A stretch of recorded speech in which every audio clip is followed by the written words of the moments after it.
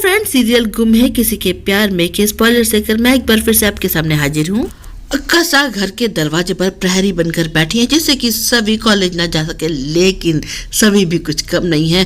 जरूरी थोड़ी है कि दरवाजे से ही बाहर निकला जाए। खिड़की है, खिड़की से लटकती हुई पाइप है और उससे भी उतर के बाहर निकला जा सकता है और सभी ने ऐसा ही किया है। मैं तो कहती हूँ कि सभी आप आईएएस बनने की बात छोड़कर आईपीएस बनने के बारे में सोचिए। अपने पापा की तरह क्या स्टंट्स दिखाए हैं आपने।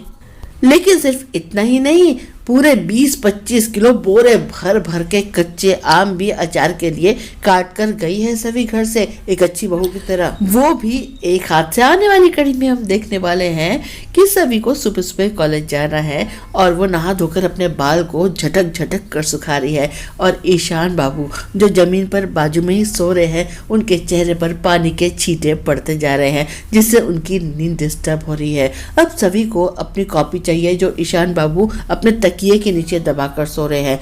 सभी वहां से कॉपी निकालने जाती है तो दोनों एक दूसरे के काफी करीब आ जाते हैं और गीली जुल्फे जो अभी तक दूर से ही झटके मार रही थी सीधे ईशान बाबू के नाक के पास आती, उन्हें छींक आती है और उनकी नींद खुल जाती है।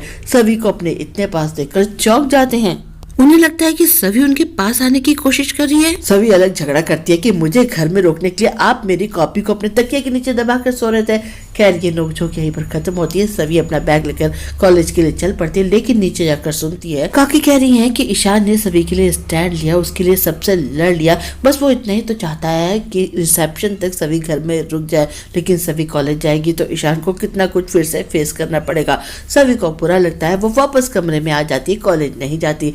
ईशान और रीवा दोनों कॉलेज जा रहे हैं। अक्का दोनों को आशीर्वाद देती है, प्रसाद देती है और बड़ी खुश होती है उनकी जोड़ी देखकर। पता चलता है कि सभी कॉलेज नहीं जा रहे तो उन्हें बड़ी खुशी मिलती है, सीधे कमरे में पहुंच जाती है। अब सभी एक सेमिनार में जाना चाहती है। सेमिनार का टाइम हो रहा है लेकिन अक्का कमरे में आ जाती है। सभी से कहती है कि तेरे माँ बाप ने तुझे क्या सिखाया है। वो कहती है मेरे माँ बाप ने मुझे इंडिपेंडेंट बनाया है, जरूरत का सब काम कर सकती हूँ। तो वो सीधे उसे नीचे लेकर आती है और कहती है क्या घर में आराम करने के लिए बैठी है, चल ये आम काट। हम तेरी तरह गरीब घर के नहीं है, हमारे यहाँ सब कुछ घर में ही बनता है और हमारे बड़े बड़े इन्फ्लुएंशियल दोस्त हैं, हम उन्हें भी अचार भिजवाते हैं। अगर ऐसा कैसा तो अनाड़ी बहू से क्यों आम कटवारी, छोटे बड़े साइज के हो गए, बेकार आपका नाम खराब होगा। खैर सभी भी कुछ कम नहीं है, जुगत लगाकर आम तो काट ही लेगी और घर से भी निकल जाएगी। आज बस इतना ही, फिर मिलते हैं, मैं चलती हूँ, बाय।